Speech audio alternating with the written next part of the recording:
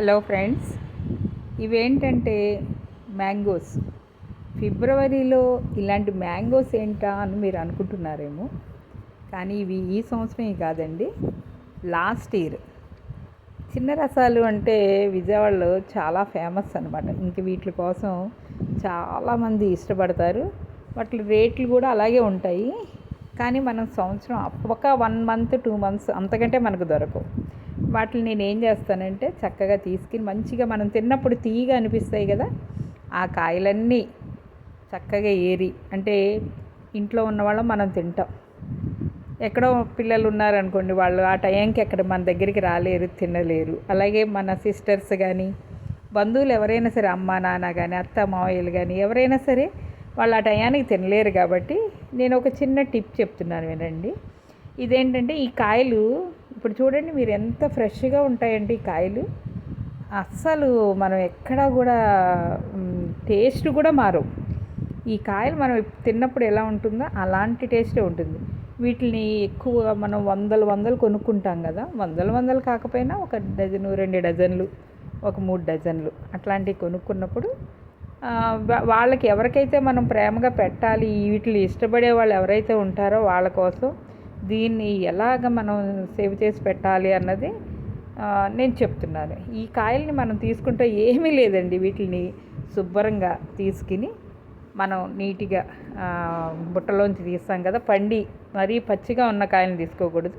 పండిన కాయలను మాత్రమే తీసుకుని మనం తినేటప్పుడు ఏదైతే తినడానికి పనికొస్తాయో ఆ కాయలనే తీసుకుని డీప్ ఫ్రిడ్జ్లో పెట్టేసుకోవాలన్నమాట. ఈ కాయని తీసుకెళ్ళి మనం తినే కాయని మనం కావాల్సినవి మనం తినేస్తాము. మిగిలిన మనం ఎవరికైతే దాయాలనుకుంటున్నామో వాళ్ళని తీసుకుని, ఇదిగో ఇలాంటి సెల్ఫ్లు ఇస్తారు కదా డీప్ ఫ్రిడ్జ్లో, అలాంటి దాంట్లో ఇలా పెట్టేయండి చాలు. చూసారా, ఇవి మనకి సంవత్సరమైనా అలాగే ఉంటాయి. సంవత్సరమైనా ఈ కాయలు అలాగే ఉంటాయి, ఏమవ్వు. మనం ఎప్పుడైతే మన గెస్టులు కానీ ఈ పళ్ళు ఇష్టపడే వాళ్ళు మన ఇంటికి వచ్చినప్పుడు వాళ్ళకి తీసి ఇలా వాటర్ పట్టి గిన్నెలో అలా వేసేయండి. ఒక్క అరగంటలో ఇవి మామూలుగా మనం తినేటప్పుడు ఎలా ఉంటాయో వాటికి వచ్చేస్తుంది. ఆ న్యాచురాలిటీ అంతా వచ్చేస్తుంది, మెత్తగా అయిపోతుంది. చక్కగా తీసుకుని తినేమనండి. ఇలాగా మనం కాయల్ని తీసి పెట్టుకోవచ్చు. లేదా ఓపిక ఉన్న వాళ్ళు, నేను లాస్ట్ ఇయర్ మేలో తీసుకున్నవి ఈ పళ్ళు ఇప్పుడు తినడానికి బయటికి తీశాను. అంటే మా పెద్ద చెల్లికి, చిన్న చెల్లికి అందరికీ ఇష్టం ఇవి. ఎప్పుడు వచ్చినా సరే వీళ్ళు పట్టుకుని కూడా వెళ్ళొచ్చు.